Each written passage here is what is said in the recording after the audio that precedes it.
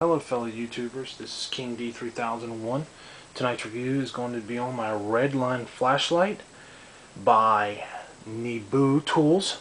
I was at the local hardware store and I noticed this little gem of a light and decided why not, and purchased it for $20 even.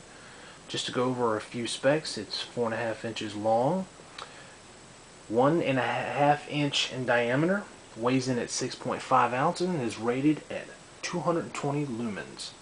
Size comparison there, just to give you an idea how big it is between this and the pin and my everyday carry light. Get an idea of the size there. Okay, on to review. I'm going to start off with the good points, the bad points, and then my conclusion. The good points is that it has a weatherproof switch, on-off switch, a magnetic base for hands-free lighting.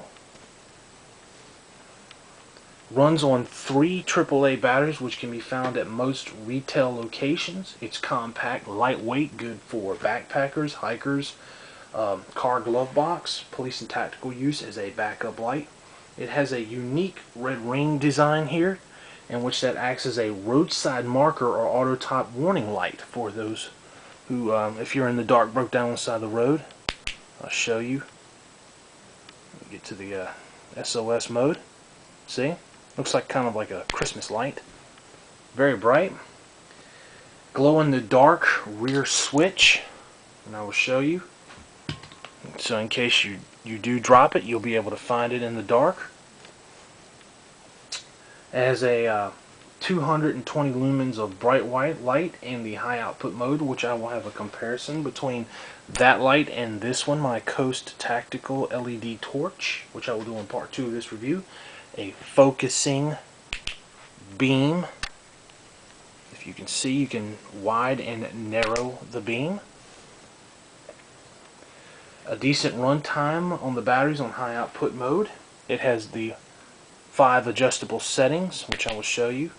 High, medium, strobe, well that's the SOS mode, strobe, and then it has a low mode. I kind of like that strobe mode, good for a self-defense type scenario. It has an aggressive self-defense kind of style front bezel that's crowned.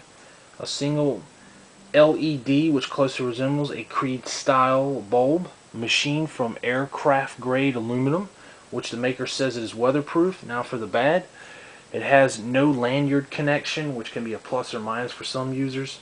The front bezel, it's a good thing or a bad thing. It has sharp edges which could snag on your clothing if you had to deploy this in a self-defense situation. It has kind of a hard to access rear on and off switch for those who have large hands, but it fits my hand fairly well.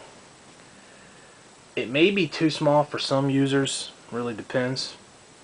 It does not come with a carrying case or a clip like this Cobalt flashlight. Sorry about that.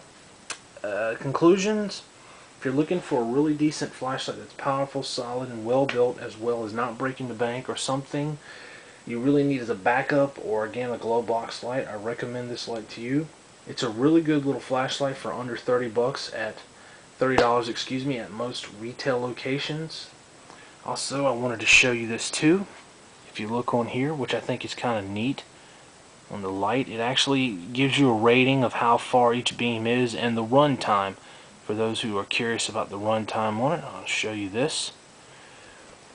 And again, look for part 2 of this review, where I'm going to be doing a comparison actually between all 3 of these lights, just to show you how bright they are. Between this one, I'll start off with this one, then that one, and that one. So look out for part 2. Thank you for watching. King D signing off.